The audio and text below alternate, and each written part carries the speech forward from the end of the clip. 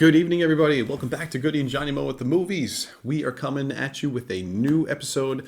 This new review is going to be episode 51. We are going to be doing Spider-Man No Way Home. First episode of 2022. First episode of 2022. That's right. We've come out with the new year. Yeah. So I think the last episode we filmed between Christmas and New Year's. So that was kind of like our Christmas episode. And this is now like our New Year's episode because it's only, I don't even know what today is, January 8th? Something like that. Yeah, sounds about right. Following weekend. This is the journey to 100. We have now begun. We are over the hump of episode 50, and now we are on the back half. And this is going to be some journey. Yeah, we were counting up to 50. Yeah, now it's counting to 100. Down to 100. Absolutely. I like that. So thank you guys for joining us as always. It's always a pleasure to interact with you guys, having you guys watch and listen to us as we go through our ridiculous in-depth reviews. We do hope that you enjoy it. We hope that you learn something. And as always, there will be spoilers heavy in this review.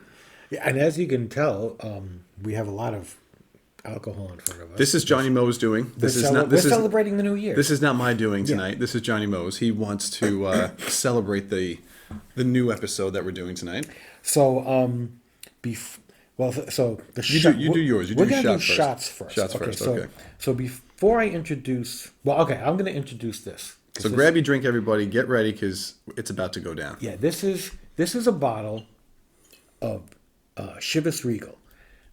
It's 12-year-old Scotch, and this bottle itself is at least 30 years old. So it's really like 42-year-old Scotch. We just got it from a family friend for the holidays. Yeah. And that's my intro to friends and family of Goody and Johnny Mo at the movies. This was a present from one of my wife's really good friends, good friend of the family, Evelyn Fasano. Which she'll never see this. Yeah, well, she's literally had this bottle. Somebody gave this bottle to her 30 years ago, and she doesn't drink it, and she's held on to it, and she says, "Well, do I want it?" And I'm like, "Sure." And I got this right before Christmas, and you can see how much it's on. We're about halfway through it. We've gone to town on it, for sure. Yeah, and it's actually really good. Evelyn is one of those people that actually is a real big movie fanatic. Yes. Her bread and butter in the cinematic world is classic American movies from the 30s, 40s, and 50s, and probably into the early middle 60s. Because once you start getting into those late 60s, things got a little too racy. For her. Right. So, but I mean, this is a person who watches TCM all the time. Back in the day, probably watched AMC all the time, and has seen more movies than me and from that time period. Knows more about films from that time period. Knows more of the actors and actresses from that time period. I know a lot from that time period. She knows double that, maybe even triple it, which is unheard of. However, I got to beat on all the other counts. I got to beat from pre-30s and post-60s, international. I got to beat on all those other stuff. But who's keeping track? Yeah, who's keeping track? But this is I got to sneeze. Oh, please. Thank you for that. That was a little blast off there. Whoa, Thank you for that. But hopefully that's not a COVID sneeze. We'll Nope. So this was a Christmas present yes. for all of us to partake. And like I said, we've been drinking it, and I wanted to bring it out and do a shot. This for our 51st episode. Now, am I supposed to tell mine? Yes. Now you can talk about your shot. Mine is not as storytelling as Johnny Mo's. This is Basil Hayden's Caribbean Reserve Rye. This is a bottle. I've had this for a few months. This is great to drink on the rocks in a nice whiskey glass. Look how much of that is left. Yeah, really, really not much. Yeah, I've had that. It's really good. Really, really tasty going down. But as always, we don't drink it on the rocks on this show unless I'm doing it because Johnny Mo likes to just shoot. I just like to shoot. I don't like to drink on the rocks. So to the new year, to all of our viewers and listeners, Thank you guys for the support as always. Cheers to you guys. Cheers. I hope you're having a drink with us. Be safe. Yeah. Cheers.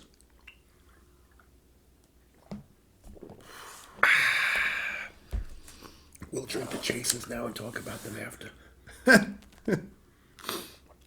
Ooh, man, that is good. That is good.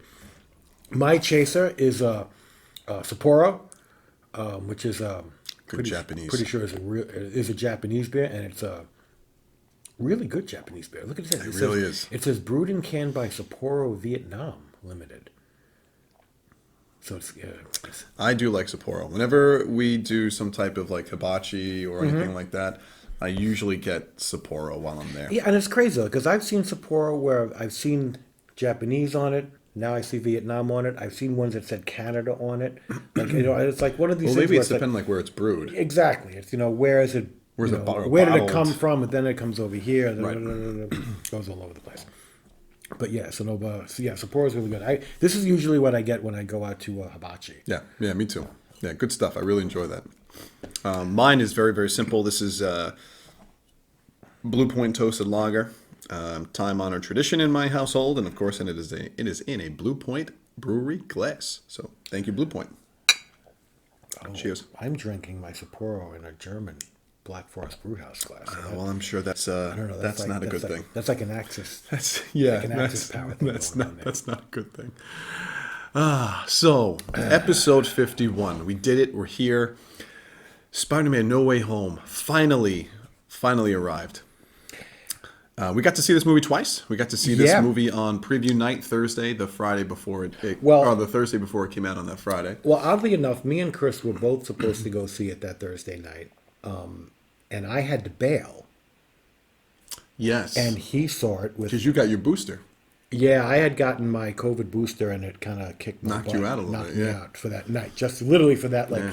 there was like a 24, 30-hour period where that kind of threw me out. So I saw that night with I went with my cousin and her boyfriend. We went and saw it, and then you went. I went the next night. I went on the Friday night without Chris. My grandson and All of them. I think all of them. I think all my grandchildren, well, half of my grandchildren. Yeah.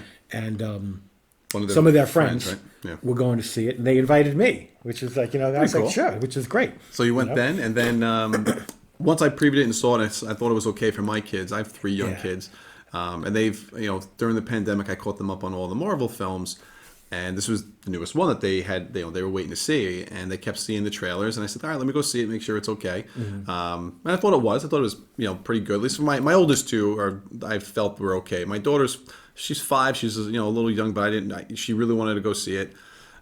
So we did the appropriate thing, and we brought them to a matinee over the weekend. First, we first went showing of the day on the Saturday. on the Saturday. Yeah, first showing of the and, day, which I felt is appropriate. had- Get a lot of young kids in that Yeah, showing. yeah, and it was pretty packed, and it was we got the whole family to go. My wife went, and we had a lot of people there. Yeah, no, it So was it's kind of fun. It was a good viewing, and it was nice to actually see this twice. I'm happy we And saw that this was twice. and that was opening weekend, which was how many weeks ago? I think we're on the 3rd. Yeah. So even though this review, we were really busy. couple little we're, behind. we're a little behind. We were a little busy during the holidays. A lot of stuff going on. So even though it's a little bit in the past, luckily we have the benefit of 2 viewings. Yeah. And I can tell you, this movie remember enough to talk was worth at least 2 viewings in the theater. Yeah. I think so. I mean, right off the bat, I'll tell you, just really enjoyed this film. Yeah, I mean, this should have been the 9th Spider-Man movie, but it really was the 8th. You're including? I mean, just in terms of Spider-Man movies. Oh well, Are you including like? I'm not including Tobey Spider-Man and- into Into the Spider-Verse? You should. You should. Okay, then it would. Then it would should be, include then that. They, yeah. You still haven't seen that. No, I have seen that. Oh, you did see it. Yeah. Okay. Oh, you didn't really care for the animation, I right? doesn't care. It didn't do much for me. Yeah. All right. But yeah, so this is the 9th Spider-Man movie. I gotta tell you, just so enjoyable. And going with the Tom Holland films, his 3 Spider-Man films. I really liked Homecoming. Was not a huge fan of No Way Home. Yeah, loved Homecoming. Hated. No, Far From Home. Hated. Far From Home. Excuse me. I know. Hated This Far was From this Home. was No Way Home. Yeah, Then, hated Far From Home. I was not a huge fan of. I know you liked Into the Spider-Verse. I liked Into the Spider-Verse. Yes. If we go back to we'll just go back. If we go back to the Andrew Garfield. Andrew Garfield, those films. The first one I like the thought first was one. really good. Second one Was awful. hated. Second one might be the worst Spider-Man film And I was not, Yeah. and I was not a fan. Okay, now we go to the Tobey Maguire's. And you go to Tobey Maguire's. First one was really good. First one was good. Second one is great. phenomenal. And the third one just is kind of a dud for me. Yeah, it's not as good. No, I think they tried to do way too much in that film, and it got away from them. Certain story beats, I just wasn't a huge fan of. Yeah. And the reason why we bring all this up is because, in case, spoilers, in case you don't obviously. realize, Spider-Man No Way Home basically pulls in But this is also the Characters. worst kept secret. Okay, from all the previous films, excluding Spider-Man Into the Spider-Verse. But I would have liked to have seen an amazing Spider-Ham. this was. I got to tell you, this was the worst kept secret out there. Okay, The fact that So, who was going to the fact that who was going to be in it? Yeah, I mean, it was pretty much a known thing that these guys were going to be in it. Oh, I think Like, I Sony- think it was known because of the whole multiverse thing going on, and I think it was known that people were going to be pulled in, but I don't know if it was known exactly who and exactly for how much. You knew that Goblin was going to be in it, and you knew that Ock was going to be in it. Yeah. And I'm not even talking just Well, from the that's- trailer. well, I'm talking from about the- in even the like trailers. even in like before, slightly even before that. But that's the thing, were these people going to be cameos for one scene, or were they embedded in the story? Well, throughout when the you whole heard- movie? when you heard that I don't know doc- that was known. When you heard that Doctor Strange was going to be in it, there were lots of talks about the multiverse being involved, and you just didn't know. Okay, what was going to happen here? Was it going to be like a one more day storyline? But I think that ended up with that. That was a storyline with Mephisto, I think. That I don't remember. So that was a storyline, I think, after you stopped reading the comics. But having Doctor Strange in it, I think everybody was starting to guess that this was somehow going to deal with the multiverse. So if that was the case, were we going to see Andrew Garfield and Tobey Maguire? Right. That was the big question. Were we going to see other villains besides the ones that we had seen in Right. previews? Was Vulture going to come back from Homecoming? Or is Mysterio still alive? Yeah. There was all these questions kind of lingered, and there was a really good amount of guessing, fan theories. Those are always kind of fun to kind of look at. But I got to tell you, I mean, you knew that these guys were coming back. There was a shot weeks beforehand, or even it might have even been a couple months before the movie even came out.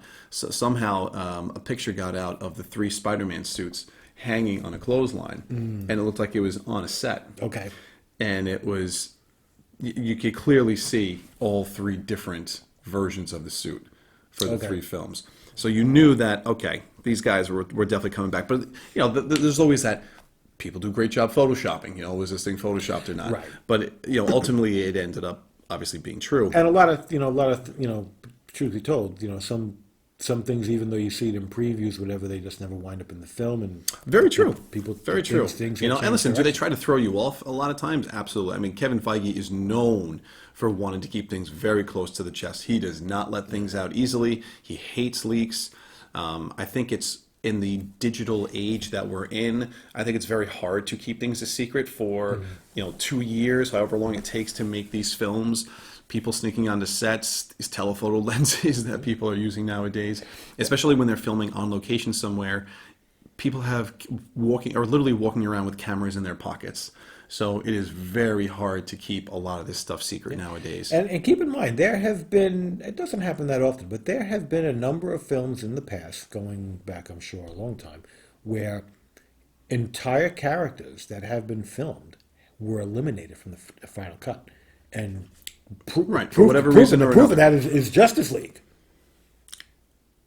Well, the Justice League is a little bit of an exception because you literally had there were 2 different films. Oh, okay. See, I wouldn't count that because of 2 different films. If you're But they- talking but- about a completion But they film, actually filmed characters and parts that never made it into the first final cut. because that theatrical film was not. Yeah, okay. It wasn't the one director's. It wasn't Zack Snyder's film. It was really, Whedon's film. But there have been other scenarios like Yes, that yeah, where yes. an entire character has been Just cut out. has been completely where cut out. it didn't work for the story. They don't exist in the final cut at all. Usually that would have been the case of cameos, and in this movie where you're really expecting. And me personally, I was expecting an enormous amount of cameos, and it was a matter of just like, okay, who are you going to get? Who are you going to get? Right. One thing this movie did suffer from, and it's not its fault, is the fact that they never made a third Andrew Garfield Spider-Man movie. Because at the end of the day, I think the second Andrew Garfield movie left off leading into basically a Sinister Six.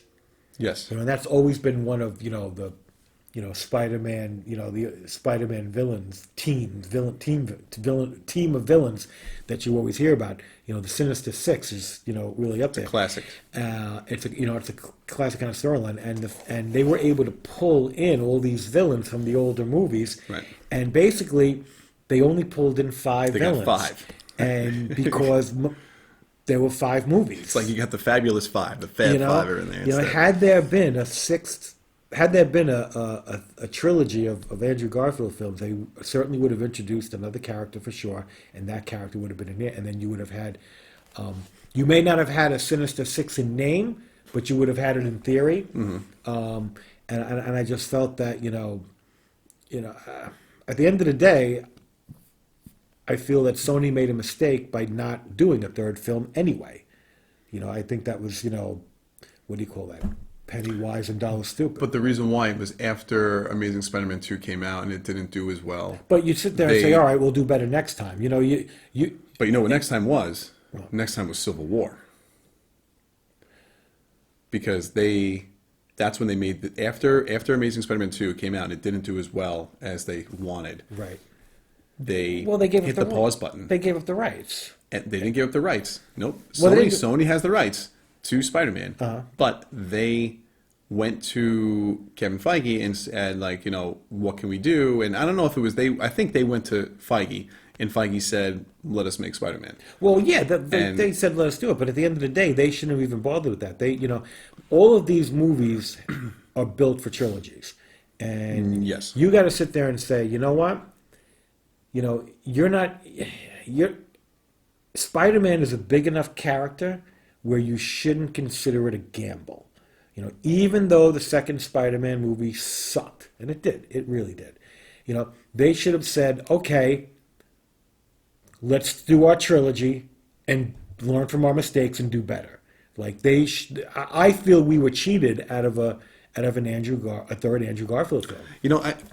And I liked the Andrew Garfield. I liked Andrew Garfield. I really did. I thought he was a decent Peter Parker. I thought he was a really funny Spider-Man. Yeah. I think I almost liked his Spider-Man character a little bit better than Tobey's. Tobey played a great Peter Parker. And I almost feel like there were definitely there were so many good scenes in the first Amazing Spider-Man film. Those were just really good movies because you had Sam Raimi direct. Yeah, I agree. I think you had a really good director as opposed to I think a lot of these other directors making these movies are really just superhero directors and that's all they really know how to do. I think most of the time, you're not getting, not that Sam Raimi is an A-list director. But he's got a bunch of. He has history. He has a lot of decades under his chops, Yeah. and he's made some good films. But yeah, I thought. I liked all three Spider-Mans, but I think I liked Andrew Garfield the best. And of the females, I certainly loved Emma Stone's Gwen Stacy the best. She was great out of all of them. Now I forget. Well, let me just say this. Did she The die? Amazing Spider-Man 2. Did she die in the second Spider-Man? I forget. She does. Where the new Goblin, Yeah. Okay. Harry, wound up throws her down or she ends up falling down the shaft. So and we wouldn't have he seen tries to her save again in the third movie, but still, that's a shame. Because the sad part about it, a lot of these superhero films, most of them I've only seen once, and after years and years go by, you kind of forget, especially since they're making so many superhero movies. It's hard you're constantly seeing new I think ones. the only one I've seen a gazillion times is Thor Ragnarok because I love it. Yeah, I think these guys did such a wonderful job weaving in these old characters. It wasn't. They didn't. They hit the right amount of nostalgia. They didn't smother Tom Holland's Spider-Man they really enhanced him. I thought as part of the story, because Tom Holland, man, he gets messed around in this film. Like, there's a lot that goes on. You know, like he goes to Doctor Strange to, everyone sees this in the trailer, to try to get him to get everybody to forget that. And he's, it's the a Peter little Parker bit it's a Spider-Man. little bit of a cluster F when they're trying to do the spell, and it's like, Right. they're having the discussion of the parameters of the spell while they're doing the spell, and at the end of the day, you needed the spell to get screwy for things to happen. Yeah. But in real reality, life, I'm sorry. they would have sat down and Yes. discussed the parameters of the I think so spell. too. No, I agree with you. And then did it. That to me was the biggest, one of, if not the biggest, like, convenience of this film. Yeah, was the fact and that, like, it didn't actually play very well. It played the off fact kind of that- stupid. Like, are you kidding me? Like they did the spell even more times than they did in the trailer. Like in the trailer, it looks like they screwed it up once or twice. Right. But in the movie, they actually just keeps going. He actually He keeps- he redid the spell like 4 or 5 well, what times. it kills me is just that, like, Strange is this brilliant doctor, brilliant mind. Like, you would have thought, as before he does it, he's like, okay, I'm going to make everybody forget. Is there anyone you want to still remember? Right, Right? right. Like they would have Or sat or down or, and discussed this. tell you need to tell Peter that it's an all or none deal. Yeah, Before right. you do the spell, you have to be okay with it's an all or none. Yes, exactly. So So yeah, that was a convenience, because at the end of the day, what you need is you need the spell to go wrong. yeah, you need it to go wrong. Because and of if course under perfect conditions, he would have the spell is not going to go wrong. Right. If Doctor Strange just knows all the parameters and does the spell, it's going to work, and there's going to be not a problem. But they need the spell to go wrong. So What was there was one interesting thing that that Peter brings up. Peter says to him, like, can't you just go back in time and stop that from happening? And then we all get reminded that the time stone is gone. right. Right? So, like, that to me, I was like, oh, I forgot about that. And the other thing that I was thinking about, this is really stupid. But he's still wearing the necklace. He's still wearing the that's- Eye of well, the Agamotto. Eye of He's still- Agamotto is not a time stone. No, I know that, but that's where the time stone was kept. Maybe that's where I kind of put it, but he must have lost it. He still got the eye, though. No, he still has it. Yeah. Yeah. So one of the things that didn't make sense to me is that if the spell is that everybody forgets that Peter Parker is Spider-Man, Mm-hmm. that's okay. Because he can always just tell Aunt May Well, and his that's girlfriend it. But again. he like, starts- it's not like they'll never be able to know. Right. He's just got to go through the hassle of telling them all over again. But that, to him, like, that was the selfish part in him, is that, like, he was like, oh, I don't know if I can put them through that again. Like, especially he brought up, like, Aunt May. He's like, I don't know, like, if I could put Aunt May through that again. That was really difficult for her. But I'm like, well, it's not really. it's either that or nothing, kid. Yeah, I it's don't not know. the end of the world. That was part of the selfishness. It's like he made of- it sound of like Peter. the people that he wanted to know, if this spell goes down, they'll never They'll be never able know to again. know again. And it's like, just tell them. Right. I know. Just tell them. Like, his best friend, I'm sure, like, would still be the same, and I'm sure MJ would still be the same. Yeah.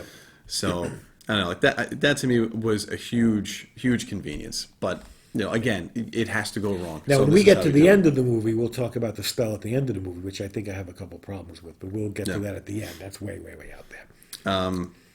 I So- thought I thought it was really interesting when the first, and when everything starts to go wrong, the first villain we see is Doc Ock. Well, yeah, so just before that scene, to me, one of the biggest plot conveniences. He's He's administrator Yeah, of he's the trying to college find the administrator? administrator of the what college are they trying to get into? What, MIT, Harvard? I think it was I MIT. forget. Yeah. They're trying to get into MIT, and there's a girl who just left. I don't know the MIT. She was an administrator, like some like She admi- left. some, She left some some party. Yeah, it was like an And- admissions, like a what do they call those? It's almost like admitted students like Yeah, party. and she's on her way to the airport, and all Spider-Man knows is that this person has left place A and is on her way to either LaGuardia or Kennedy Airport. I'm not 100% sure that he would even know which one, but both of them are in New York. And he's like, all right, I'm just going to go find her. Yeah. So he swings to the highway and just lands on the ground and just starts looking in cars. And it's like, Yep. really? Like, I mean, I mean, you're The- talking about a needle in a haystack. you're talking about if any of you, the okay, timing. if any of you know New York, okay, and if any of you know the traffic near the airports, it is a huge mess, okay, on the highway. And at the time of day that these people were going, and the amount of cars that were traveling on the highway, there's no way in hell he could do it without the assistance of, what is it, Edith? That like computer? What's the program that's in his AI that he has? I forget. So that system is not online because he got the technology taken away from him. It's like seized by the government at this point. Right. So he can't even use that. Right. If he had that on him, completely different story, and I could completely buy that he could find the car. Yeah. But without that, he can't check license plates or anything. there's no Like, anything. there's no way. I mean, So it's like that to me was like here's 3 miles of highway. Like, so let's assume he knows exactly what highway to be on. Okay, so here's the 2 Well, I mile. mean, getting to the airport, we figured, okay, he could figure that out, right? Like which highway most likely the person used. Right. So now it's like you got a good, she could either be at the airport or a mile or two away from the airport. He lands here, and he just starts walking around. If he landed 2 cars ahead of where she was, he's walking forward. He's never gonna he's never gonna find her No. because she's behind him. No. And unless she's within 7 cars in front of him, he's never gonna get there. It's It's like it was no, like it was that again, that to me that's was a huge really convenience. huge convenience. It made Absolutely. no sense, and he's just like, "Oh, there you are," "Oh, I see you," in your limousine, which probably had tinted windows, and like Knocking I'm on like, the door. that to me was like one of those things where the writers are just like, look, he's got to get her, Right. We just have to make it happen. and it's got to happen on the highway because that's where we kind of want the Doc Octopus fight the battle. Yeah. So let's just have him find her on the highway. So one thing just make it happen. Everyone will just buy it. before we talk about the discovery with Ock, there's actually one huge cameo we forgot to mention. Even That happens before, earlier. yeah. Before that. Matt Murdock. Charlie Cox. Yeah. So Yeah. so Peter gets arrested, gets I guess released. I don't know if it's on bail or they didn't have enough to hold him, so he got released and went home. So you're in the apartment, and all of a sudden you see the stick Yeah. that Charlie Cox used in Daredevil and hits down, and then all of a sudden they start talking at the table, and you see Charlie Cox. And I remember that moment, like crowd went nuts. Yeah. Because I'll be honest with you, it's everything that happened in Netflix apparently occurred in the same universe as the Marvel Cinematic Universe, but I don't think any Marvel Cinematic Universe movie mentions anything that happened in any of the Netflix shows. No. Whereas the Netflix shows constantly reference the Yes, especially the New York the incident. New York incident, blah blah Yeah. blah. But you never see anybody. Nobody in the Marvel Cinematic Universe appears No, no one in the crossed Netflix over. show. So this is the first time Yep, that they share the same that space we're together. acknowledging that. And I almost wish it would have been a little more like more than just Matt Murdock, because at the end of the Yeah. day, we didn't even get anybody in costume. We got No. one character in his alter ego appearance. We got Matt Murdock walking around doing his lawyer thing. Right, like know. and the only thing he did was he caught. And I'll be honest with you, I was very surprised. I was happy about that, but I'm like, Yeah. in retrospect, I'm like, wow, I wish they pulled in the Netflix a little bit, just a little bit more. I mean, Not a lot. the only just a thing that little. we something that we see that was pretty cool is a flying brick comes through the window and like Charlie like catches it in Yeah. front of Peter, and Peter just like he looks at him weird and he's just like, How did you do that? How'd you do that? Like so. It looks Peter knows like something's going on with this guy, this blind lawyer, and he catches this brick. So you would have thought at like the end fight scene. I'm not going to jump to it right now and discuss it, but just the fact that you would have thought there was a small little sliver of hope that maybe we see Matt Murdock in the Daredevil costume fighting, Show up and lend a right? hand. Show up, you know, Yeah. but it doesn't happen. And you know what? It's okay. The fact that we got Matt Murdock in the film, so okay, I'm good. Like we know that he's a part of the MCU. Yeah. This is not the last time Well, we're you know going to what? see him. You know what? They validate it. Yeah, You know, because you almost feel like we're going to see him you again. almost feel like the Netflix show was like the bastard stepchild because Yes. they're constantly trying to. They're on the coattails of They're the trying to MCU get the films. attention of the Marvel Cinematic Universe Yeah. and mentioning it, and whereas the Marvel Cinematic Universe just doesn't, acknowledge their existence No. at all. And this is the first time they actually acknowledge their existence, which Yeah. is good. And I hope, is there any sort of talks of the Netflix shows continuing or rebooting in any way?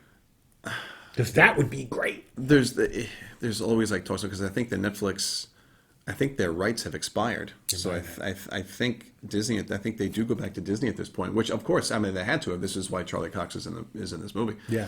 So now I think it's a matter of getting the shows. Are they going to do more shows? I don't know. There's talk of hopefully doing like a fourth Daredevil season, but who knows? But I think Charlie Cox is going to appear in other future MCU films. Going forward, it's just a matter of which ones and when we're going to see him. That would be good. And that would be the smart choice because at the end of the day, the Daredevil. You need Daredevil in there. Daredevil was the first Netflix show. He is And a big success. he is by far, in my opinion, the most prominent Marvel character in that show, even more so than the Punisher. I was going to say, oh, the Punisher. All right, well, you know what? Daredevil's got 15 years on the Punisher in terms of being in the cinematic in Right, Marvel being in comics. He's been, Daredevil has had his own comic for decades. Yeah. So to me, Punisher, blah, rah, rah, rah. At the end of the day, Daredevil is still one of the founding iconic characters of the Marvel comic universe. Yeah. One of the original characters from the '60s that still around today. I think that, and he's a very iconic New York. Yes. Big New York Big hero. New York hero. Yeah. So if a lot of the Marvel Cinematic movies obviously take place in New York, I'm just happy he's there. He's there. I'm just very happy that they didn't recast it. They brought Mac Murdock in because out of those Netflix Oh, shows, yeah, Daredevil was great, oh. and he was so fantastic. Oh, if they in that role. if they had brought in a new actor playing the role, I think it it would would've- have fell flat. I think. Yeah, I think so too. I think fans would have been very disappointed. Yeah, I think people have just bonded with yeah, him. absolutely. Because I thought he was just fantastic. My wife, I think, likes Daredevil the most out of all the shows. That was her favorite. Yeah. Whereas my favorite was Jessica It Jones. was just really good. But so that was the first really cool cameo that we get. Yeah. And then the next one happens on the highway, and we get to see Doc Ock. Alfred Molina. Alfred Molina comes Alfred back. Molina. I'm pretty sure they use some de-aging on his face Could be. because he's quite a few years older. Because the original Spider-Man trilogy was in the 90s. First Spider-Man was 2002. Oh, really? Oh, I thought it was in the 90s. No, Spider-Man was 2002. 2002. And Spider-Man then 2 was I want to say it was 2004. I think 2004. Right, I think. And then Spider-Man 3 was 2006. So you're talking 16, 17 years ago. Yeah, that's a long time, and I do think that he looks a little different in the present than he does in the movie. So, but And so he shows up on the shows up on the he highway. shows up on the highway, Yeah. smashing cars, Just think, and doing stuff, and being he's a the whole badass. time he's fighting him. But the thing that's crazy is that Doc Ock just doesn't even think twice. He thinks he's fighting Tobey Maguire. He thinks he's fighting his Spider-Man. Yeah. It's like a crazy new suit, with all this like high tech stuff, and it's almost surprising that Doc Ock doesn't really even recognize that. He says something about the suit. He does make a comment about it, but just can't fathom that it's not Tobey Maguire. And then all of a sudden he sees, and then at some point Doc Ock gets the upper hand on him, and figures out that he's got like nanotech. Yeah. And he's like, oh, that's like advanced. He's like, that's different. And then all of a sudden the mask comes off, and he sees that it's not his Peter. He's like, Yeah. you're not Peter Parker. Right. And then the cool thing is that, so you think about 2002 or 2004, like when the Tobey Maguire films came out, what the technology was then in those films and what the technology is in the MCU, it's two different animals. And they take advantage of that right away. All of a sudden, Peter's suit, his advanced suit, Bluetooth controls Doc Ock's tentacles. Yeah. And you're like, holy crap, like how does that even work? Yeah. But the fact that like his system was able to gain control over it was a really nice touch and a really quick way to kind of like stop the fight from happening. You know, you got like a little taste of a fight between them, but it was just really a nice little like cool nod to like the newer technology that's out there. Yeah, and then we get a little taste of Goblin. Goblin Yeah. shows up for like a quick hot second. So apparently, the people that got pulled into this Mm-hmm. movie from other universes, they got pulled in at right before the time they were about to die. Yeah, that seems to be like what was discussed, like what Doctor Strange was talking about. Yeah. So what didn't quite make sense was is that you don't where they got pulled in. It almost made it seem like Dr. Octopus and the Green Goblin got pulled in to this movie spatially in close proximity to where Spider-Man actually was. Because otherwise, Right. how did they find him? How did they But even is- know he was there? But was that a result of the screwed up spell? I don't know Or was because that- the other But the other people the weren't. other The other right people the don't other get pulled up. villains just kind of showed up It was like randomly. randomly all over the place, and they actually kind of went looking for them. I think Right. So it seemed I think it was just one of those things where they just said let's just gloss over that. They showed up and they're here and they're gonna show up at various parts of the film. We'll just hope nobody thinks too much about that. Yeah. Okay. Yeah, and then we get the plan that Peter's got to go and find these anomalies, and he's got to trap them. Yeah. So we get a new version of Jamie Foxx's Electro, Right, 'cause we which get- I think works so much better in this film. Yeah, I'll be honest with you. You know, I think 'cause Jamie Foxx to me, he's an amazing actor. as much as I really enjoyed Alfred Molina as Dr. Octopus, I mean he was great, spot on. It was so Oh, cool. in this film? Yeah. Oh, he it picks up from where he left off. It was so cool. Yeah. I really enjoyed Jamie Foxx's Electro. Yep. He was such a cool character, and he was like He was smooth. He was smooth. Very. And he was a force to be reckoned with. And Yeah. when he first shows up, he's just like He's just absorbing. hovering there, bristling with energy. And you just sit there and go like, man, with it, like he's tough and he's got the attitude, and he's just like Well, and if he's it the wasn't- whole villain. He is the whole villain package in Yes. this movie. In Yep. this movie, he is really one of the perfect villains. He's so much like just his opening appearance when you see him in this film is better than the entire aspect of his character in the Amazing Spider-Man 2. Yes. You know, Yeah, it he's was- not blue.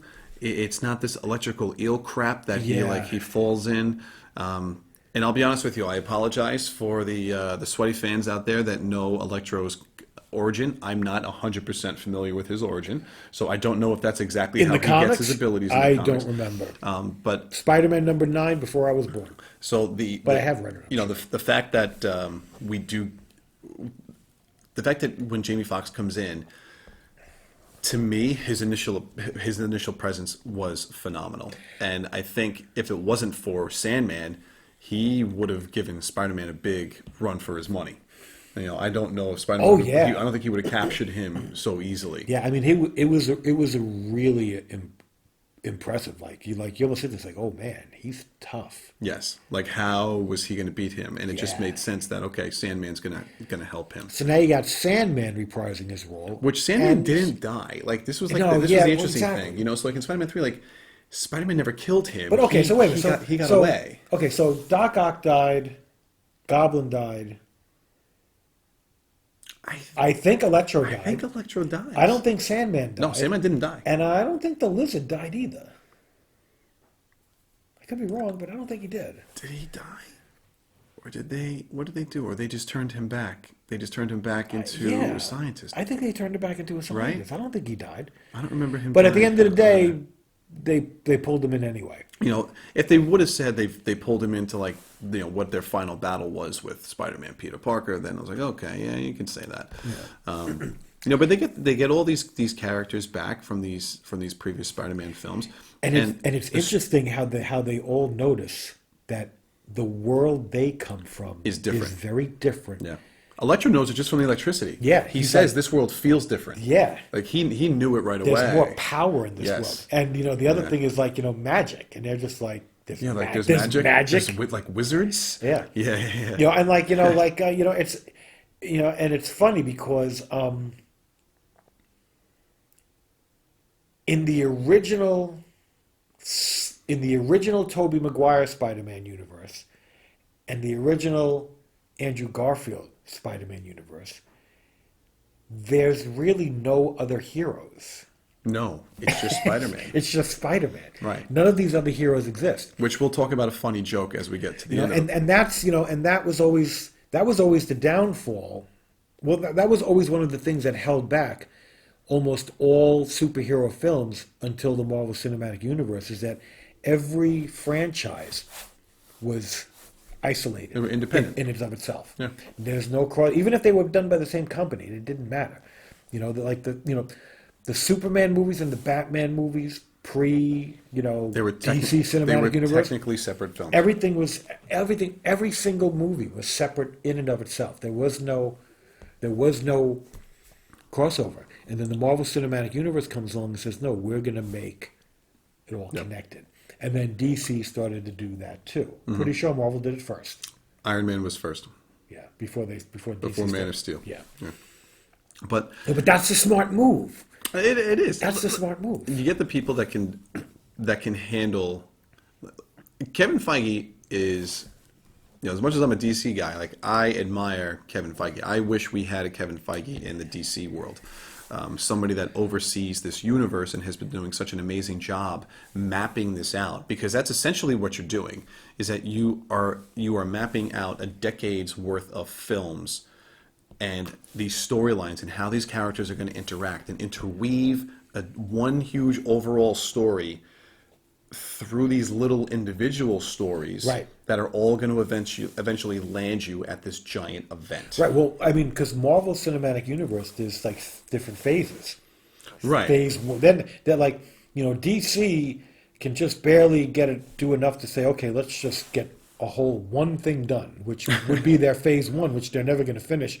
Whereas Marvel is like, okay, they're not even calling it phase one. At the end of the day, DC is still stuck in phase one because they're never going to get out of phase one because they can't think that far ahead. Marvel is like, we're using all of our characters. We're doing, we're not introducing them all at once. We're going to introduce, we have phase one, phase two, phase three. Because right now we're in the They're in middle phase of 4 right now. This This is phase 4 right now. we're in phase 4. Like, I don't even know what was the end of phase 1, 2, and 3.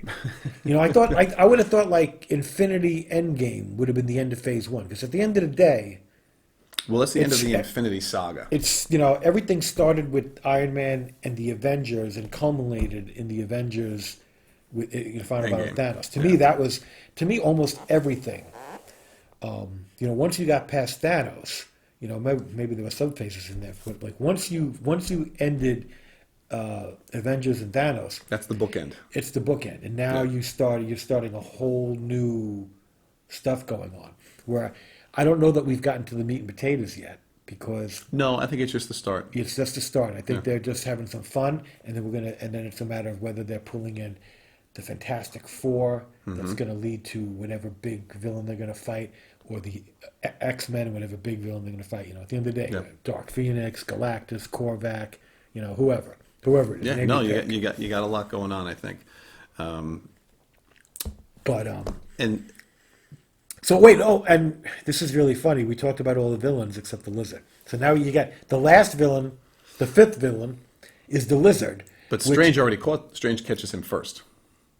Oh, we caught him first. Strange Yeah. caught him like in Yeah, the sewers. and to me, the Lizard in this movie had the least screen time, the least presence, and I think I was okay with that because he was, I think, the least interesting of Out of all their all the villains? villains. Even I think so.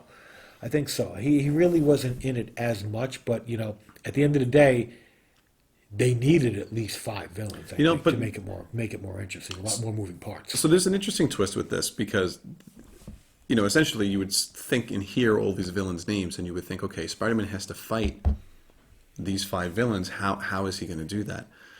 And at first, Strange is like, we got to catch them all and send them back to their universes. And if they do that, Peter starts to figure out that They're all gonna. well, you're sending them back to their death. Like Right. you're literally sending them back to die. And he gets put into a moral situation. Do we do that? And they have everybody. Right. They have everybody to do the we point. do that and save our universe from further degradation? Right. Or Or do we figure out, and he gets this from Aunt May, a way to fix them? a way to fix all these people? And that was very unexpected because Yeah. the normal scenario, like I said, the normal scenario would have been a showdown, a one by Right. one showdown, beating one at a time, blah blah blah. And This made it the much one thing more that interesting. and the one thing that helped him with that Aunt May is when he sees Aunt May is that he encounters Norman Osborn, goes to Aunt May, and Peter finds them. That's a little bit of a convenience too. The fact that Norman knew to go there. Yeah, they almost made it sound was like an outreach program, Norman right? just showed up Yeah, he did. at the one that Aunt May had just happened to work at. Right. Now the one person I think what's his name? William Dafoe. Amazing job. Yeah, William Dafoe as the Green Goblin Norman Osborn. is so good in this. He is just as good as the first Spider-Man film in 2002, if not even better, because of the dichotomy of his character and that split personality.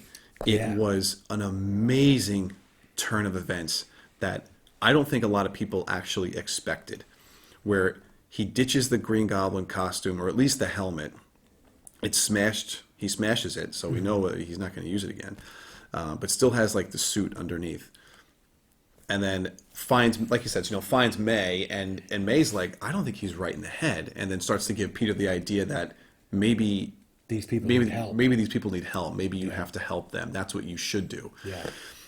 So he comes to his senses, and because at first he wanted to send them back. He's like, he just really wanted to get rid of them, Yeah. and like fix his problem that he had instead of really helping them. And then he starts to think about it more and says, okay, we're going to figure out a way to help you guys. And they start doing that. They basically go back to Happy Hogan's loft, and it's Peter starts doing his science thing, and he has the first person that he ends up helping is Doc Ock. Yeah. And but Peter's doing it with Norman, because Norman's a scientist. He's Yep. a brilliant scientist. Yep. So these two guys figure out a way to make a new inhibitor chip, and they give that to Doc Ock, and they fix him, and all of a sudden you get Otto Octavius back, and you get now his brilliant mind. Right. Focused on trying to help everybody else too. Right. Yeah. So like he's genuinely back to his old self. And it's like it's working. Like he's actually getting it to work. And then the next person he goes to help is Electro. Now, Electro, he senses something really powerful in the room. Yeah. And what it is it's one of Tony's one of his chest pieces. The rings. One of the what do they call that? Oh God. I don't know. It's like cyclotron or some The arc reactor. The arc reactor. So he finds an arc reactor. And he's like, oh, that's different. Like he knows something's going on with that. And eventually all hell breaks loose, of course, in the apartment place. And eventually Electro gets his hands on that thing. Well, you know what it is. At the end of the day, Electro doesn't think he's broken. Right. And he says he doesn't want Right. this. He says it. He says it. Because you got to realize, Osborn is insane. He's crazy. Octopus is, really screwed up with the whole inhibitor thing. Right. Like it's actually screwing his All the mind. tentacles are like, they're kind of controlling him. Sandman doesn't want to be Sandman. Lizard. Right. Sandman just wants to go back to his daughter. Sandman would be okay being human again. Right. Lizard, when he's in lizard mode, wants to be lizard. But at the end of the day, he would be okay being human again. A scientist. Whereas Electro, He wants the power. he's perfectly okay the way he is. Mm-hmm. He's not broken per se because if you could bring him back to a normal human, yeah. But he's really not insane. No. He's just like you know what? I kind of dig this. But there's and a I there's a want chance to be more powerful and kick some ass. like there is a chance that like Peter screws this up and like kills them anyway, and like that's part of like what they fear. But like I mean, really, that's the ultimatum. The ultimatum is either you let me fix you, Yeah. or I Or- hit this button and send you Right, back, right. and you're gonna die. And you're gonna die. Yeah. So like that's really the ultimatum. But eventually, all hell breaks loose. The real Norman Osborn changes over into Green Goblin and starts screwing everything up. And he is a real mess too, because he's like, I mean, he's evil. Yeah. He's like, I mean, he's the guy who is. He doesn't care. No, he doesn't care. Like He like, doesn't He is care. putting in the knife Oh, and twisted. he's twisting it, and he's smiling, and Yep. he's telling you about it. Yep. He's like, yeah, that's what I'm doing. Yep. We get this great fight scene between Spider-Man and Green Goblin in this In the hotel. in this In the apartment in the building. apartment building. And eventually it leads down to the two of them are downstairs. Goblin's chasing after May because May gets this bag of all the ant- five like, goodies to the like fix antidotes the or whatever, to yeah. fix everybody, right? Except for Ock, he's good, you know. But she starts running. Goblin's chasing after her. And now the three of them are on the ground level floor, and you got like the cops and everyone's coming to them. And then all of a sudden, Peter's telling the Goblin's going to kill Spider-Man in front of May. Yeah. like he That's is what he wants to do. He's about to kill him. And all of a sudden, the glider, right? Comes in through, Comes from through the outside, from the outside. through all the glass windows. Yeah. And I don't know if it clips May. Yeah. Oh, it got it, to. it hits her. It's got to get It hits her. It hits her good and sends her flying. And then Goblin, as he's going to get out, takes one of the bombs and throws it, and Peter tries to smack it out of the way, and it explodes. And at first, you see May actually get up and go over to Peter and like make sure he's okay, and he starts to get up and start moving. And then all of a sudden, She like she falls, collapses. Like, yeah. And then all of a sudden, you see that she's really hurt. And I think like even Peter like put his hand Behind her, and behind her back, there's and all blood. she's bleeding from the back. So something probably got her in the back, and she doesn't really realize it. You know, you go, you know, it's like you're going on pure adrenaline, you're going on emotion. You don't realize that you're bleeding out behind you. You may not realize that, but at some point, it's gonna all of a sudden you're gonna get lightheaded. Yeah. Or you're gonna collapse. And the one thing in this movie happens that I never expected to happen.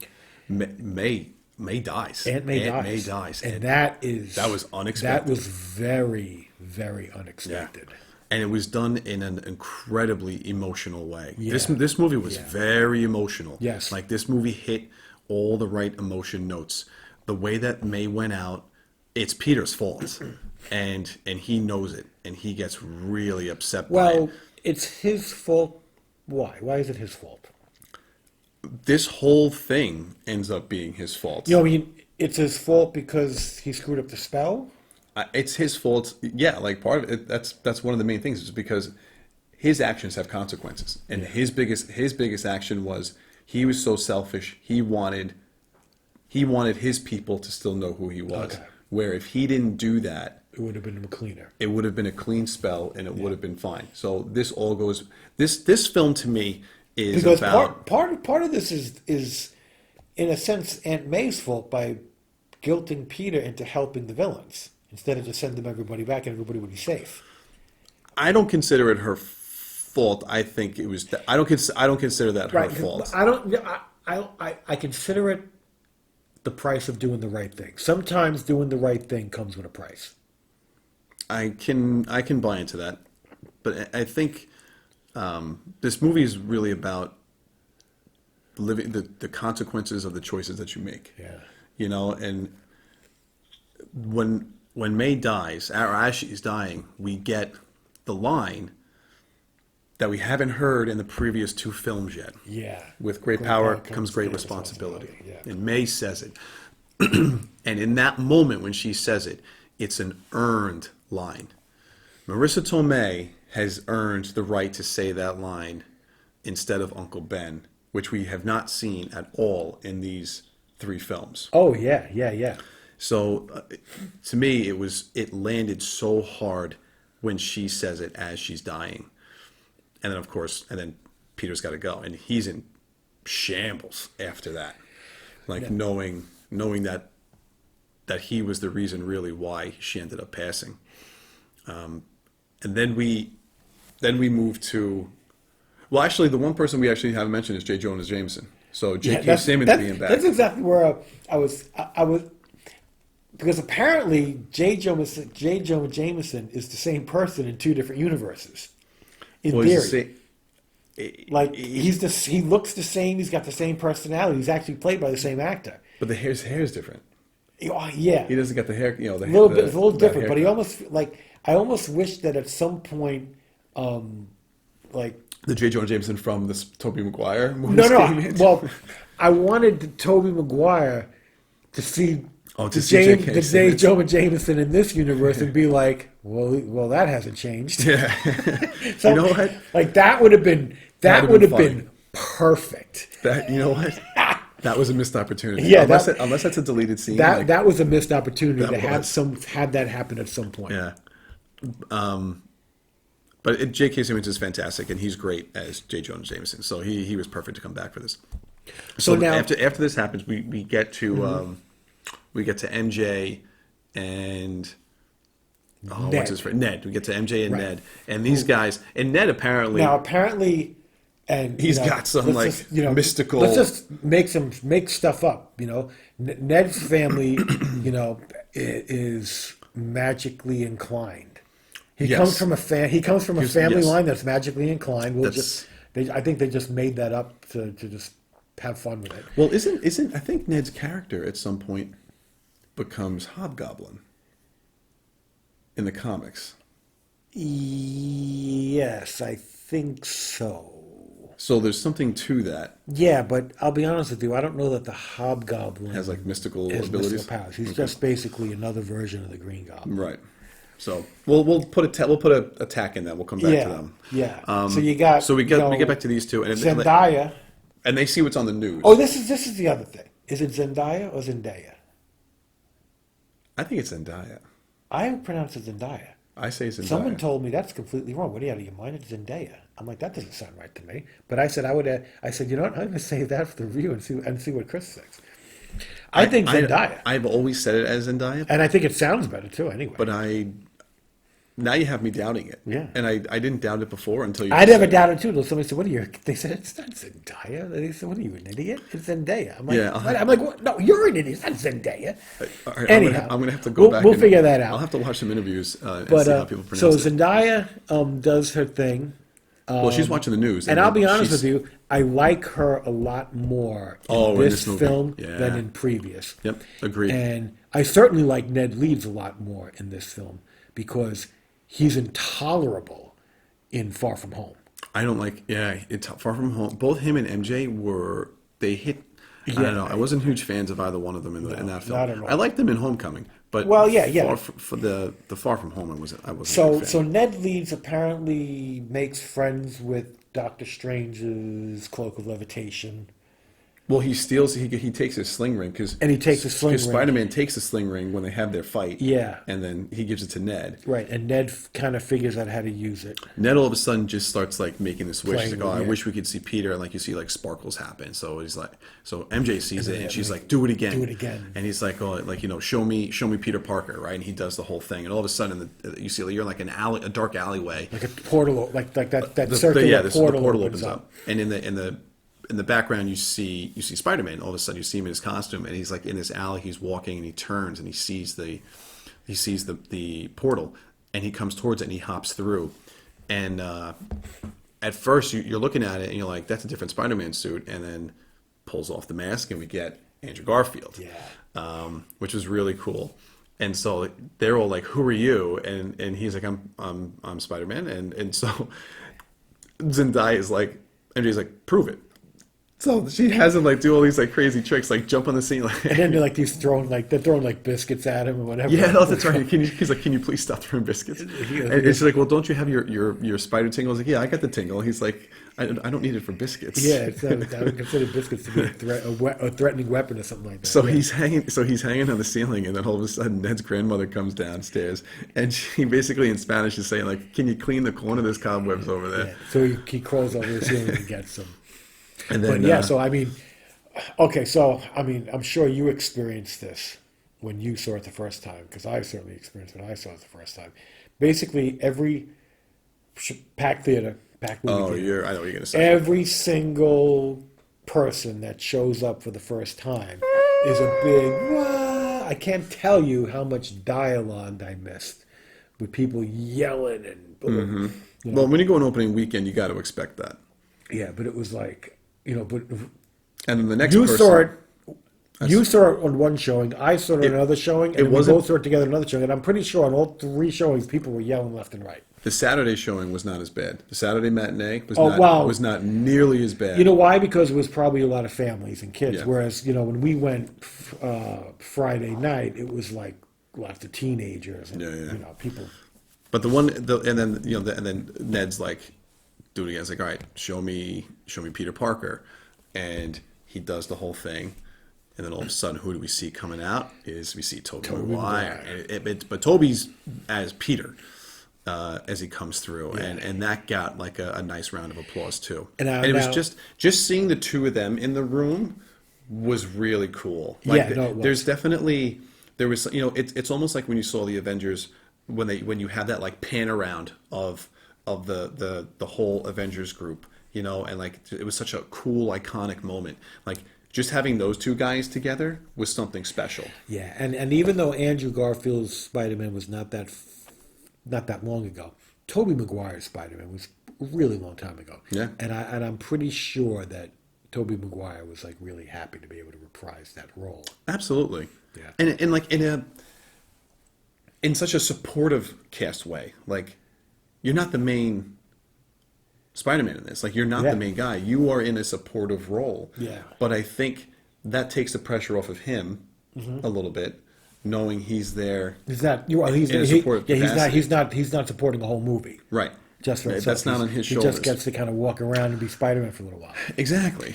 Now, this was kind of interesting because at various points during the movie where there was Tobey Maguire, there was a guy sitting next to me that kept referring to him as Bully. You know, they brought Bully back, and someone had to explain. I'm like, why are they calling him Bully? I'm sitting there going, like, in my head, I'm going. One of my grandchildren had to explain this to me, but I said, are they calling him Bully because of that recent like video where he was like yelling at people to get away from his car, like he's a bully? And they're like, no, that's not the bully reference. Tobey Maguire as Spider-Man got the nickname as Bully from Spider-Man 3, where he was like when he went I hated that. when he went bad and Yeah. he went a little dark and it was so I couldn't stand it. I couldn't stand but that. apparently that's the reference that he that's- gets as Bully. he's known as Bully from Okay. from I actually Spider-Man. I didn't know that either. Well, I had no idea. I'm sitting there, I'm like, this guy next to you, he's so loud. He keeps calling Toby God. Bully. And he was so into it. And I'm just like, I had to figure out what the hell that was. And apparently that's what that meant. So now at this point in time, they're trying to figure out where Tom Holland's Spider-Man would be, like where his Peter Parker would go, and then Zendaya figures it out that he's at the top of the school. So they go and find him, and he's in tears. He's in shambles right now. Right, because and of then, May, yeah. but then all of a sudden, he actually senses the other two Spider-Man, and then he looks and sees them, and then they do this really cool like acrobatic, like jumping down from like this high, the top of the building, and he doesn't really know what's going on, but they all kind of like eventually like it's explained like they're other Spider-Men. So now this is the interesting thing. And of course, this was the only way you could do it. When you sit there and say, okay, the multiverse, they're like, there's millions of universes out there. Yeah. So the spell goes wrong. And basically, I think all it did was pull in people from two universes, the Tobey Maguire Spider-Man universe and the Andrew Garfield Spider-Man universe. Right? Yeah, but yes, and obviously it wouldn't have made sense if you brought anybody else in because it's just like these are the ones that you needed. These are the ones that you needed. But it's also like part of the spell was it's the people that knew Peter Parker was Spider-Man. So in a way, you could say, well, these villains knew I that knew. Peter Parker was Right, Spider-Man. yeah, I knew that. But in all the other multiverses, maybe they don't know that Peter Parker is Spider-Man. okay. So you can kind of think of it that way. Yeah, and at the end of the day, I'm not sure who in Peter Parker's like social group knew he was Spider-Man. Like why didn't it pull in like the Aunt Mays or the Mary Janes or the other people? Yeah, no, I was. You know what? It was funny too because I was wondering if those actors were actresses were going to make an appearance as like Yeah. a little guest appearance. Yeah, and they did. honestly, and I think that's why, even though it would have been like nice to have a sixth villain, like people say, "Oh, why did they pull in the Vulture?" And I'm like, "Well, the Vulture's part of this universe." But they still could have used that villain as no, this is the six. Yeah, but they could have, but he wouldn't have been like in the same jeopardy as the other people. Like he wasn't going somewhere back. He's already here. Well, he would have had to go back to prison. No, I know, but I'm like, he wouldn't be. He's not part of the spell. He's not a side effect but of the spell. but he knows who Peter Parker is. He Yeah. knows who Spider-Man is. Yeah, yeah. So they could have, but in order. I mean, Peter's basically like, well, sorry guys, I'm sending everybody back. Like Yeah. you're all going back. Yeah. I'm not dealing with this. But then they all start to tell him their loss, and Yeah. how Tobey Maguire talks about his Uncle Ben, and now they've all lost Uncle Ben, but it's all had different meanings. It seems, like Peter, Tobey Maguire's lost Uncle Ben, and then Andrew Garfield talks about him losing his Uncle Ben, but his true loss was Gwen. losing Gwen Stacy, Yeah. and like it hits him so hard when just talking about it for him, he gets really emotional. Yeah. In the scene, and you could see the weight of that was still on him, and he even describes how after that happened he started to get mean. Like he's still Spider-Man, but he's not holding back his punches anymore. Yeah. He's being he doesn't care as much. Yeah. It seems more like like what do you call it? Like a loose cannon, probably. right in his universe. So that kind of. That almost like made you upset like listening to that because it's just like it devastated him so much, and we never get to see it on screen because they never made a third film. Yeah. So all this stuff that he's describing, it's stuff that was done after the fact that we never get to see. And I think that what you're talking about leads to me one of my favorite scenes in The best scenes in the film. But before we get to that scene, the thing that ties all three of these guys together that they start to realize is when Peter starts to talk about May, and he says, the last thing she said to me was with great power, and then Tobey Maguire finishes it with great responsibility, and then like, how did you know that? And then this is when they all talk about like, Uncle Ben said it, and this and that. Now, what would have been really cool is if when they were on the roof and they were all talking about with great power comes with great responsibility, if in the background on the building there would have been a little graffiti picture of Stan Lee smiling because he is the author of that phrase. Yeah, and he doesn't have any cameos left. Yeah, That yeah, would right. have So been- Stan Lee doesn't have any cameos left, but there ways are of doing it. creative ways to do this. Yeah, And that's true. I think that would have been an interesting touch. But not like Not obvious. not obvious, like just like one of those things. Like, wait a minute, is that Right. Is that- You know what? That actually would have been really good. That would have been a nice touch. So then we get to like I said, we said there's a scene where this universe is married MJ because her name's not Mary Jane, it's something else. Yeah, because they call her it's Michelle Jones. Michelle Jones, something like but that. it's really like Michelle Jones Watson. Yeah, it's Michelle Jones Watkins, and where she's falling, and she's gonna die, like she's falling. And, Well, this is the final fight. This is the final fight. This is when we get towards the end. and Andrew Well, Garfield. Tom Holland tries to get her. Oh, and misses. So first Tom Holland goes to get her, And then I think it's Goblin. I think the Goblin is messing with him. Goblin comes and hits him and takes him out, and Gwen and MJ's still falling, and then Andrew Garfield saves her. jumps down and saves her, and it's like complete redemption for him. Yeah, and like he's back on the ground with her in his arms, and he's just like, I wasn't able to save Gwen, but I was able to. It was almost like a real.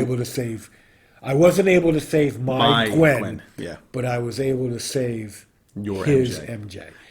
And that was an emotional moment. Yeah, because it's on his face, and it's during the middle of this huge battle going on, and you get this super intense emotional moment. I mean, to me, the most emotional moment of the movie is the death of Aunt May. Death of Aunt May. But this is number two. Number two by far. Yep. It is like really like Andrew Garfield plays off that scene perfectly. 100%. And even Zendaya is like in his arms, and she's like, I don't think she realizes what's going on in his head. Yeah. But like she knows that she just got saved, Mm-hmm. and she's like, almost in shock from that that she's not dead, but she can see his face, and she may not know the history. She knows it's a big deal, but she knows something just happened. She knows something's going on, and so even like Zendaya contributes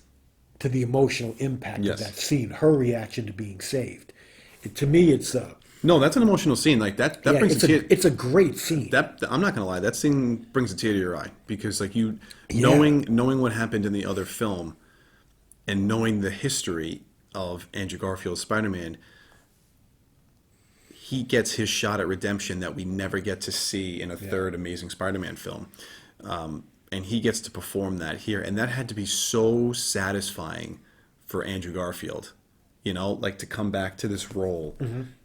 In a different franchise, but get the opportunity to make the save you couldn't make in your at the end of your second film. And I'll be honest with you, all of this emotion originates from the original death of Gwen Stacy in the comic books back in 1970. I want to say 72 or 73, I forget. But Spider-Man 121, Death of Gwen Stacy, is still considered to be one of the classic Marvel comics. It's like that to me. Like if you're a true Marvel fan, like that's the book you want in your collection. You want Death of Gwen Stacy in your collection. That was one of the books I always wanted. Everyone would say, "Oh, first appearance of this guy, first appearance of that guy." Yeah, first appearances, whatever. Death of Gwen Stacy is the emotional core of Marvel Comics in the 70s. That's the book, and that resonance is what that story, is what drove like all those things that happened in the movies, and because in the comic book he wasn't able to save Gwen Stacy. In the movie, Andrew Garfield wasn't able to save Gwen Stacy, right? And in this movie, he's still not able to save Gwen Stacy, but he saves MJ. Yeah, and it's like it's a satisfying ending. Yeah, it really is. And I feel like this movie did a great job in showcasing all three of them doing something special. Yeah. And when we get the three of these guys together now, and so before they end up having the final fight, Tom Holland tells them the plan that we've got to fix all these guys before we send them back. Now it is a little convenient that it almost looks like they're in a lab, a high school lab. Well, they're at the high school. They're at a high school lab. They're at his high school, and they're able to just put together concoctions that they're going to save everybody. But they all three of them are very smart. Yeah, but at the end of the day, you don't have access to everything you probably need. But that's in a high school lab. But they had a lot of stuff there, so. We'll say convenience is there. It's like let's just pull a couple. I'm just gonna pull a couple of vials off the shelf, and I'll create this cocktail that if we can get it into Green Goblin's bloodstream, it's gonna cure him. 1 part ammonium sulfide, 2 parts. This will do it. But the one, a little bit of green food coloring, and we're good. The green food coloring. One of the best conversations in this movie is Andrew Garfield and Tom Holland start talking to Ned. No, they start talking to Tobey Maguire, and they're all talking about. Well, Ned throws Tom Holland. Ned throws Tom Holland's Peter Parker his web shooters, right? Like his web fluid to recharge his web shooters. Oh yeah, right? no, this is great. And Andrew Garfield, not Andrew Garfield, and then Tobey Maguire's like, "What are those?" And he's like, "Oh, it's web fluid for my shooters." He's like, what do you guys like use?" But Andrew Garfield does. He makes his own. Yeah. And then all of a sudden, and Tobey Maguire's just flicks his wrist out and it shoots it out, and they're like, whoa, where'd that come from? They're like, did that come out of your body? Right? And Yeah, you guys can't do that. and they're like, no. And it was really funny. And then they start asking him questions like, Does it come out anywhere else? yeah, does it come out anywhere else? No. And he's like, how do you, like, your body just makes it? Like, it was really, really great scene. It had some really good, like that was great, like, comedic timing to, like, lighten the mood a little bit. Well, I mean, one thing it shows is that with each trilogy, they didn't just tell the same story over and over again. They told Yes. the same story in a different way with different pieces, with different characters, and it's like it's one of those things where it's like, some people look at that and say, "Oh, you got to have the same origin." And like, no, you know what? No one wants to see the same exact origin story and over three again. times with three different sets of characters. You got to do it a little differently. You got to make it fresh. But at the end of the day, I think there's enough of Amazing Spider-Man out there to pull from, Yeah. especially with today, Amazing Spider-Man's Spider-Man's been around since the '60s. It's not the same Spider-Man I grew up with. There's all different Spider-Mans out. There's different multiple iterations of Spider-Man in the comic book universe. Now, I want to know if you picked this up. So Ned starts talking to the other Peter Parkers, and they start talking to them about, like, who was your guy in the chair? Like, did you have a best friend? And each of them are like, my best friend tried to kill me. Yeah. Right? and my best friend, Tobey Maguire's like, my best friend died in my arms. And Ned's like, oh my God. So at one point he goes over to Peter and he's like, I will never turn into a villain and ever try to hurt you. So I think that's great foreshadowing, because I think he might turn out to be one of the villains. I think he will, because at the end of the day, like, he's already got some sort of powers. Right. So, like, something's going to happen with that. And then also at the point that he Yeah. no longer knows who Spider-Man and Peter Parker are. So Yeah. there's going to be something to that. Now, one of the scenes that I thought, really fell flat, like they did it for comedic purposes, but I thought it was actually kind of stupid, is when Ned Leeds is trying to talk to Peter Parker, and he's like, "Hey, Peter," and all three respond. Oh, Peter Parker. And he's Oh, I like, thought that was funny. See, I thought it was stupid because it was like to me, it was obvious. He's talking to his Peter. It's obvious that he's doing it wrong. Like he goes, "Oh, okay, not Peter, Peter Parker. Yeah. We're all Peter Parker." He, like, whatever he did, he knew that. Like it shouldn't have been a problem. Like, Oh, see, I it agree. should have, to me, it should have happened once. Oh, sorry, you're all Peter. But then when he tried to doubles correct down it, on Peter Parker, yeah. he's trying to correct it, and it's like, well, no. No. You know what? I actually I chuckled at that. Okay. I thought that was funny. I thought it was funny The the first. first time, but then when he tried to fix it in ways that obviously wouldn't fix it, Yeah. clarifying Peter Parker obviously doesn't fix resolve the confusion. And I forget exactly what he said, but he even did something after that. It's like, no. Yeah, because they were all like, still. Yeah, I remember that. There was, Yeah, there was so a third attempt. So Yeah. I The third attempt didn't was ca- too I didn't- much. yeah, I didn't the care first for the that first too two I laughed at. I thought it was corny. It didn't annoy me. I thought it was a little corny. I can agree with that. When we get to the final scene, one of the final big fight, the three Spider-Men are kind of like, at first they're like all over the place, and then they kind of like regroup, and they're all in there, and they're like, we're we got to work as a team. They're all calling each other like Spider-Man 1, 2, or 3, and all of a sudden Tom Holland's Peter, Spider-Man tells him, he's like, guys, he's like, I just want to let you know, I've been part of a team before. Like, I was in the Avengers, and the other Like, two. oh, the Avengers. That's great. Yeah, that's great. Like, who are they? What is that? that? Is that a band? Is that a band? Like, are you in a band? And he's like, And you guys don't have Avengers? And like that to me was, but it rings back to like these guys were the only superheroes in Yeah. their movies. Like there Yeah. were no other superheroes. So it kind of it does like ring true, and it's kind of funny. But apparently, lots of supervillains. Lots of supervillains though, and so now these guys, so they basically all talk it out. They figure out what their plan is, and there's a great shot of all three of them swinging out together, and slow mo like swinging through, and you see all three, and that was a great shot. I thought of the three Spider-Men.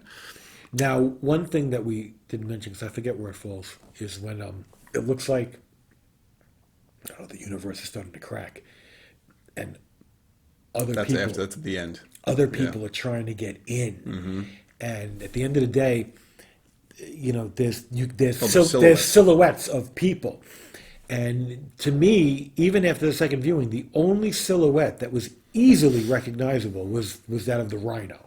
But there's other people there, and I'm sitting there going like, I want to be able to like go on some sort of freeze frame and look and see if I can figure out who's I who. think they because- have that. I'm pretty sure like I'm, there's I'm freeze sure frames that. of that I'm sure if I on Googled it, websites. I'll Yeah. find that list. But like, it's one of those things where it's like, I don't want someone to tell me. I want to look and see how much I can figure out first. Just by looking at it. Yeah, and then Yeah. go to some list where they say where some nerd bomb has sit there and said, okay, no, that's Yeah, and got them all down. I'm sure that's there. But yeah, but the Rhino is clearly identifiable. Oh, yeah. like that's the Rhino. And we get to the final part where at this point, like Tom Holland's Peter, like these guys have all worked together. They've basically stopped all four of the villains, and now all that's left is Goblin. Yeah, And this is where I think Tobey Maguire gets to shine a little bit. because Doc Ock shows up And helps puts the kibosh on Electro. That's right. Yeah, That's right. Yeah, He that helps was out. actually kind of cool. Yep, that was he helps. He uses the tentacles to get the arc reactor and pull it out of him. That's right. I forgot about that. Yeah. And then this final fight where Tom Holland fights Green Goblin, and I think at this point, I think it's right that Tom Holland would basically destroy William Dafoe's Green Goblin. Well, he wants to.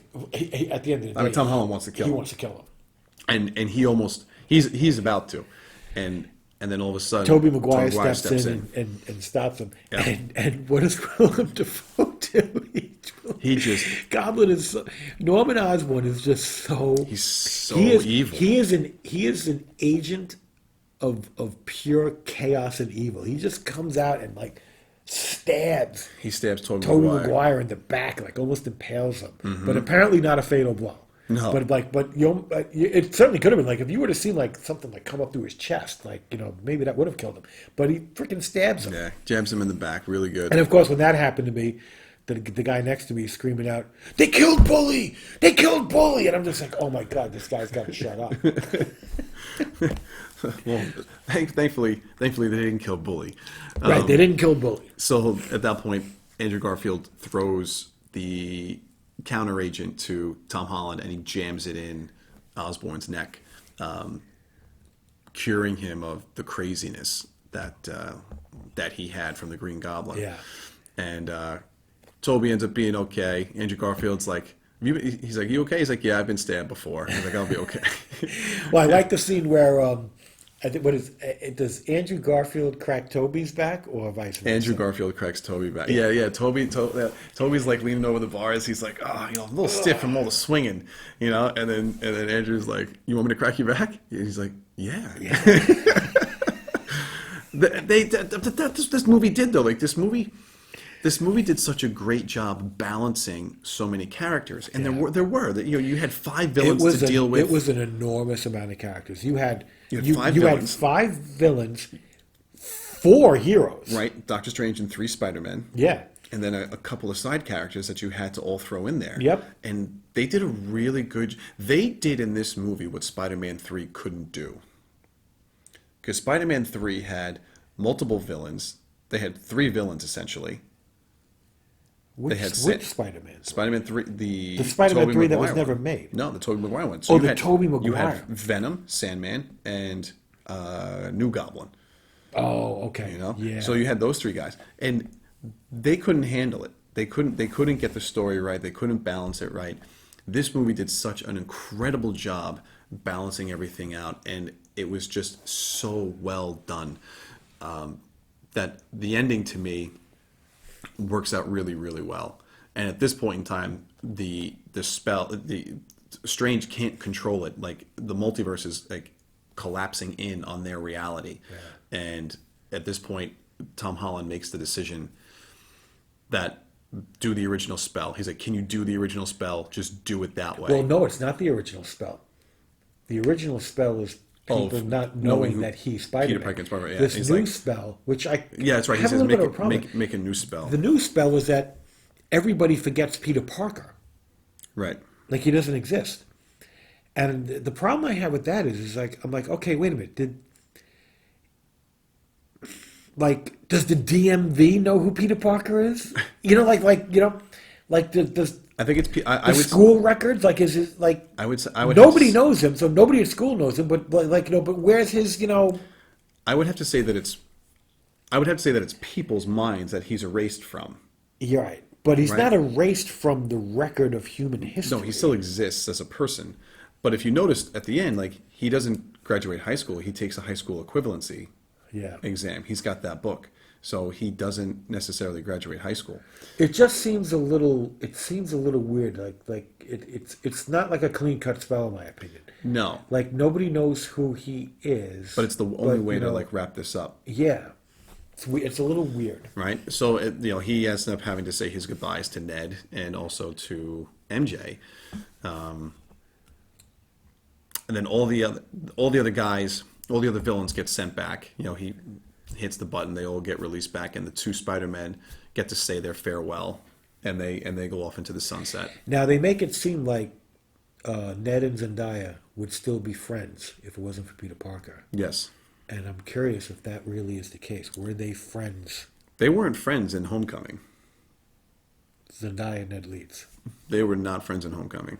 Yeah, I think I don't know that they were I don't think that they were already friends and then Peter Parker became friends with them. Well, it doesn't go into the past, so it's like everything to them.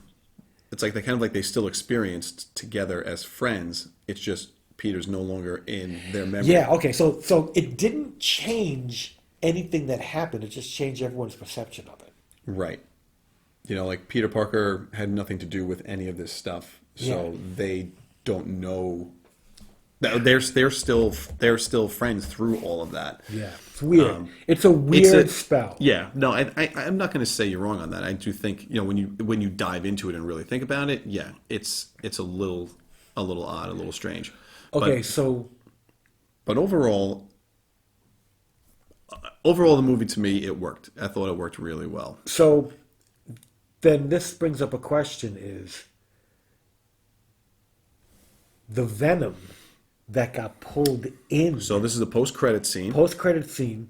Venom got Tom Hardy pulled in. Tom Hardy's Venom gets pulled in. But that's not the Venom from Spider-Man 3.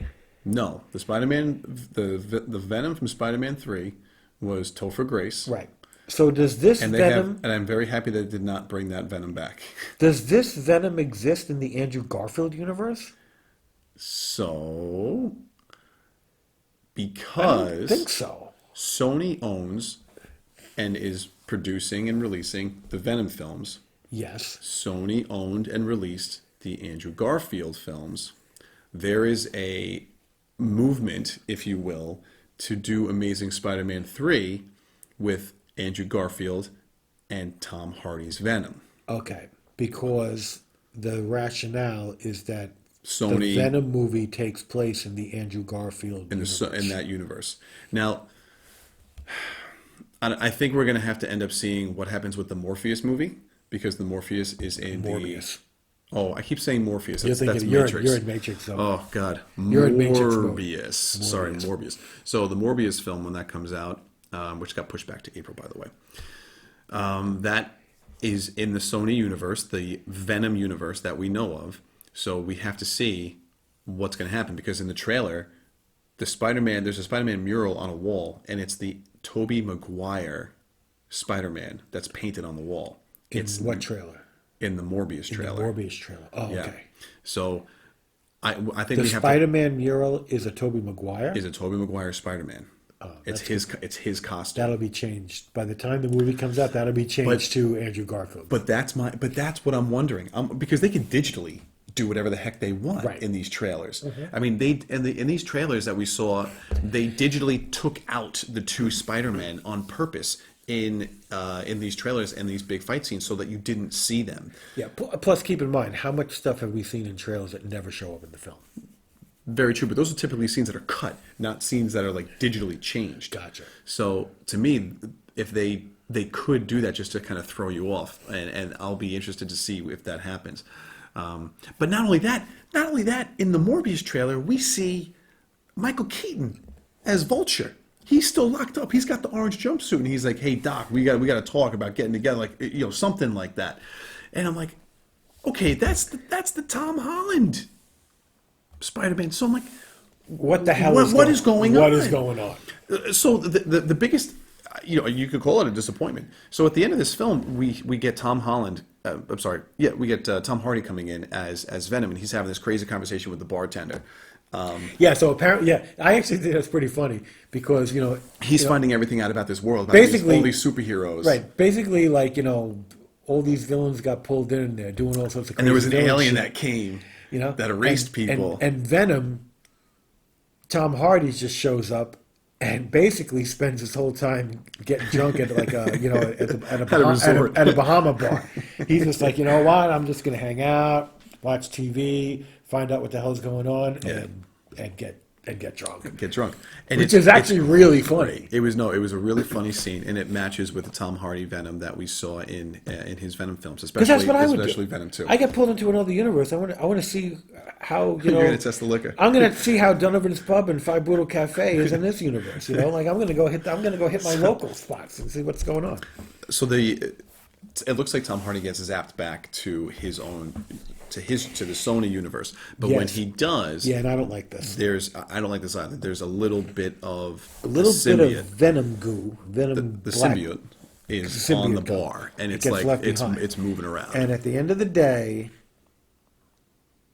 everything that came in, when the spell hits, everything goes out. Whether Yeah. a piece of the Venom Because symbiote, how did that break off? even if it broke off, it doesn't matter. Right. When the spell hits, Tom Hardy's going, and that little piece of Venom symbiote is going too. It doesn't escape the spell. The spell is smart enough to say, yeah, little piece of Venom gunk, you're going back. So to me, so you got one of two things happening. Either A, Tom Hardy's not going to be in the MCU. He's not going to fight Tom Holland as Spider-Man. And he's going back to Sony, and they're going to do, my guess would be maybe they are going to do an Andrew Garfield film, and that's going to be the Spider-Man in that universe. Right. Or Also, the only other thing I could think of. there's going to be a Venom equivalent in the MCU. Okay, so there's three things. Being played, in my opinion, by somebody completely different. Played by somebody completely different, You know, which which think makes sense. I'm like, you know what? The Venom in MCU should be. that to me would be somebody else. that would be my least favorite option. I would not want to see that. So that would be to me that would be the most reasonable option. The third option to me is if the symbiote somehow gets discovered, obviously, right? And they figure out that it's not from this universe, and they have to try to return it and figure out a way to get to the Tom Holland universe. So this way there can be a Venom, That I Venom. never thought of. But or like the symbiote's trying to find its way home. Like it's trying to make I'll its be way honest back. with you. I think this whole concept of the Spider-Man universe crossover was one and done. Even though I think the multiverse concept is going to carry through into throughout this phase. But the Sony to MCU crossover. I think it's gonna. I think the whole concept of the multiverse is gonna. It's gonna represent itself in each movie in different ways. I think we have to see what happens with Morbius and what goes on in that film. Well, I mean, I think the movie that's really gonna get things moving is the next Doctor Strange movie. Yes. Because the other big teaser is a whole lead into Doctor Strange, with like stuff going on. Yeah, I think this year is going to show us a lot because then we also have Thor because it looks like he broke the universe or something, and Yep. looks like, I mean, to And me, he's got to get Scarlet Witch to help him. got to get Scarlet Witch to help him, and to me, it looks like they're fighting Shumagorath. It looks like they're also fighting like a dark version of Doctor Strange, Yeah, it could be too. which goes back to the What If series. Right. So maybe that does have something to it.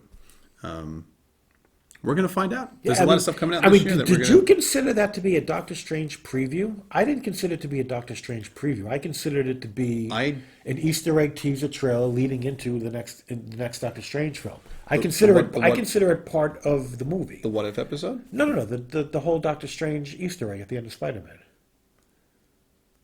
What was the final egg? What am I missing? What was the final Easter egg at the end of Spider-Man? What did I miss? Doctor Strange doing stuff. What was he doing? He would the buildings were. Oh, falling. no, that, yeah, no, okay. I Yeah, thought, I it's thought like you were some- talking about like a post-credit scene. no. I'm like, what did I miss? I No, don't it is a remember that. post-credit scene. It is. Isn't that the huge Easter egg? There's two Easter. Oh, you're talking about the trailer. No, see, that's the whole thing. I don't consider it a trailer. I consider it part of this movie. No, it's a trailer. It's a teaser. It's the Doctor Strange teaser for the next film. Embedded in the Spider-Man movie.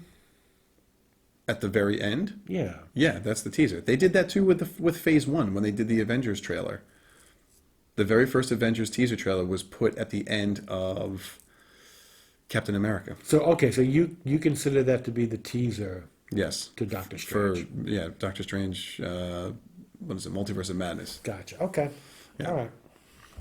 But listen, you know what? I'm looking forward to that. I think that's going to further push everything out. Well, when is the next Marvel Cinematic Universe movie to come out? Is it Doctor Strange?